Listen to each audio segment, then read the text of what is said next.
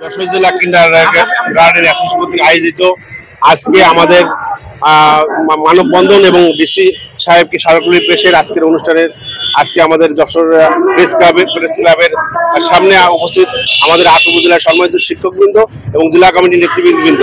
আমাদের দাবি একটাই যে আমরা ৯ সাল থেকে বৃত্তি পরীক্ষা দিয়ে আসছি 2020 সাল পর্যন্ত। ইতিমধ্যে 21 সালে বন্ধ হয়ে যাওয়ার পরে সরকার কর্তৃক প্রাইমারি বৃত্তি পরীক্ষা বন্ধ হয়ে যাওয়ার পরে আমরা আর আবেদন জানাই। ইতিমধ্যে শুনতে পারলাম এই বাংলাদেশ পেপার আসছে যে গত 17 সালে কি চিঠি আসছে, সেই চিঠিতে বলা হয়েছে শুধু সরকারি প্রাথমিক বিদ্যালয়ের স্টুডেন্টরা বৃত্তি পরীক্ষা দিতে পারবে, আর আমাদের যারা কিন্ডারগার্টেন স্কুলে যত স্টুডেন্ট আছে বেসরকারি স্কুলে তারা বৃত্তি পরীক্ষার আওতে আসবে না।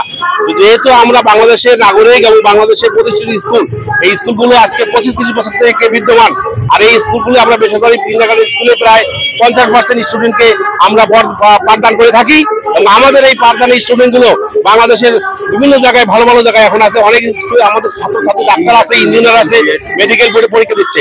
যাই হোক, আমাদের একটি দেশে সুশিক্ষিত সুমানুষ গড়ার ক্ষেত্রে দুটো ভাগ করা যায়, এটা আমাদের কাছে বোধগম্য নয়। তাই আমরা আজকে মানববন্ধনের মাধ্যমে প্রেস ক্লাব যশোরের মানববন্ধনের মাধ্যমে জেলা প্রশাসনকে আমরা স্মারকের মাধ্যমে জানা দিতে চাচ্ছি যে আমরাও স্কুলের টিচার, আমরাও শিক্ষা দান করে থাকি এবং আমাদের ছেলেমেয়েরাই ভালো লেখাপড়া করে।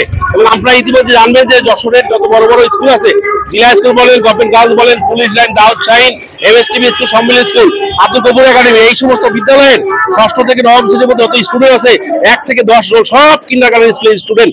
আমরা তাদেরকে এভাবেই সুশিক্ষিত সুমানুষ করি, হাতে কলমে ধরে আমরা লেখাপড়া শিখাই।